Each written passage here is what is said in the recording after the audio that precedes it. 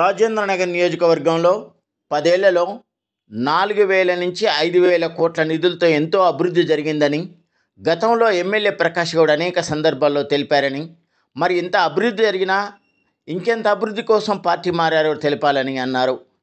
కేసీఆర్ ప్రకాష్ గౌడ్కి అన్ని విధాలుగా ప్రోత్సహించారని, మరి ఏమైనా అగౌరవపరిచారా, ఎందుకోసం పార్టీ మారారో ప్రజలకు తెలియజేయాల్సిన అవసరం ఉందని అన్నారు.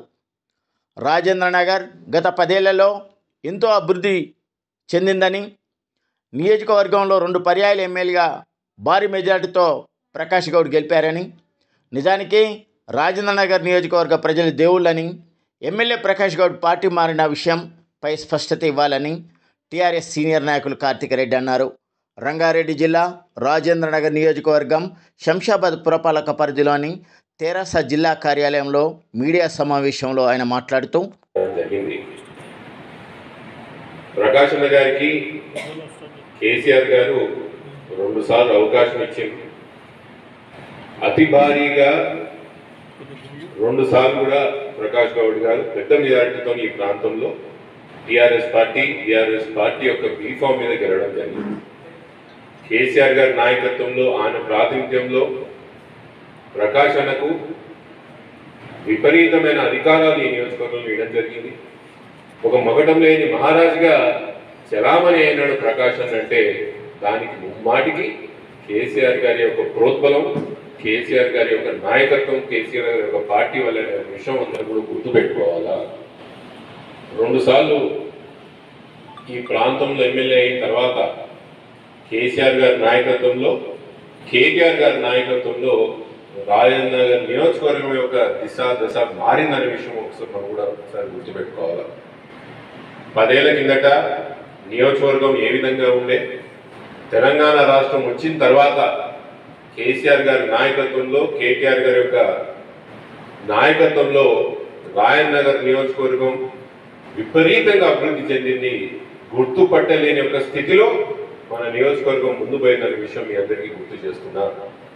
ఈరోజు నాకే కాదు, మన నియోజకవర్గంలో దాదాపు ప్రకాష్ అన్న గారి మేనిఫెస్టోలే చాలా విషయాలు పెట్టిరు. దాంట్లోనే చెప్తున్నాను, దాదాపు ఈ నియోజకవర్గంలో కేసీఆర్ గారి యొక్క హయాంలో 4 నుంచి 5,000 కోట్ల అభివృద్ధి జరిగిందని ప్రకాష్ అన్న గారే చాలాసార్లు మనకు చెప్పడం విన్నాం కదా. మళ్ళీ అంత అభివృద్ధి జరిగినటువంటి నాయకత్వం నుంచి, అంత అభివృద్ధి చేసినటువంటి పార్టీ నుంచి, అంత మీకు ప్రోత్సహించిన, అంత మేము ముందర పెట్టి నడిపిన వంటి కేసీఆర్ గారికి వదిలిపోవాల్సిన అవసరం ఏమున్నదనేది ఈరోజు సమాధానం చెప్పాల్సిన అవసరం ఉన్నది. కాంగ్రెస్ పార్టీలో పోతే కొత్తగా అభివృద్ధి అవుతుందని చెప్తున్న వంటి ప్రకాష్ గౌడ్ గారు నియోజకవర్గానికి రానున్న రోజుల్లో ఏం ప్రణాళిక వేసుకున్నారు, ఎటువంటి అభివృద్ధి చేయిస్తారనే ఒక చెప్పాల్సిన అవసరం కూడా ఉన్నది. మన ప్రాంతంలో, ముఖ్యంగా శంషాబాద్ ఈ ప్రాంతంలో 111 పెద్ద సమస్య. కేసీఆర్ గారు మాట ఇచ్చిండ్రు, 3-1 తీసేస్తామని. మనం ఒక ఎన్నికల కన్నా ముందే, సంవత్సరం ముందు దీన్ని 69 తీసుకొచ్చి అధికారంలో రాగానే ఈ ప్రాంతాన్ని కొత్తగా జోనింగ్ రెసిడెన్షియల్ కింద తీసుకోవాలనే ఒక ఆలోచన కూడా కేసీఆర్ గారికి ఉండే.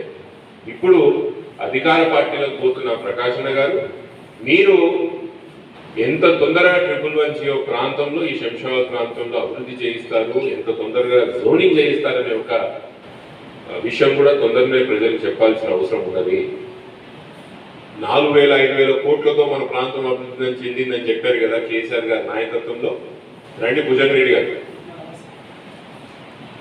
ఈ 4,000-5,000 కోట్ల ఈ అభివృద్ధి చెందిందని చెప్పారు కదా మీరు మన ప్రాంతంలో. మీరు కాంగ్రెస్ పార్టీలకు పోయిన తర్వాత ఎన్ని వేల కోట్లతో మన ప్రాంతాన్ని అభివృద్ధి చేస్తారనే ఒక విషయం కూడా ప్రజలకు చెప్పాల్సిన అవసరం ఉన్నది. చాలా అనుమానాలు ఈరోజు రాజేంద్ర నియోజకవర్గం ప్రజల్లో ఉన్నాయి. ఆ రోజు తెలుగుదేశం పార్టీ నుంచి టీఆర్ఎస్ పార్టీలకు వచ్చినప్పుడు ఆ పార్టీకి అస్తిత్వం లేదనో, ఆ పార్టీకి మనుగడ ఉండదనో తెలంగాణలో, లేదో ఆ పార్టీకి తెలంగాణలో అవసరం లేదనో ఆ రోజు మీరు పార్టీ మారినారు. ప్రజలందరూ కూడా మీరు తీసుకున్న నిర్ణయాన్ని ఆమోదించి, కానీ మీరు ఈరోజు ఏం చెప్పాలనుకుంటున్నారు?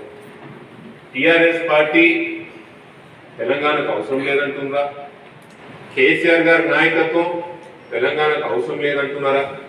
లేదా అసలు ఈ 10 సంవత్సరాల్లో ఏమి చేయలేదు కేసీఆర్ అని మీరు చెప్పాలనుకుంటున్నారా? ఏదో ఒక ఉద్దేశంతో మీరు పార్టీ మారినారనే విషయం స్పష్టంగా ప్రజలకు చెప్పాల్సిన అవసరం ఉన్నది ప్రకాష్ గౌడ్ గారు. ఈరోజు కాంగ్రెస్ పార్టీ చాలా వాగ్దానాలు 6 గ్యారెంటీల విషయంలో ప్రజల దగ్గరికి పోతే మీకు స్పష్టంగా ప్రజలే చెప్తున్నారు కాంగ్రెస్ పార్టీలో ఈ 6 గ్యారెంటీల విషయంలో ఘోరంగా విఫలం చెందిందని, ఈ 6 నెలల్లోనే కనీ విని ఎరగని విధంగా మన దగ్గర కాంగ్రెస్ పార్టీ మీద వ్యతిరేకత వచ్చిందని ఈరోజు ప్రజలే చెప్తున్నారే. మళ్ళీ ఈ 6 గ్యారెంటీ విషయాల్లో కూడా ప్రజలకు మీరు స్పష్టంగా చెప్పాల్సిన అవసరం ఉంది. కరెక్ట్, స్పష్టంగా చెప్పాల్సిన అవసరం ఉన్నది. ఎప్పటి లోపల నాయన నియోజకవర్గంలో 6 గ్యారెంటీలు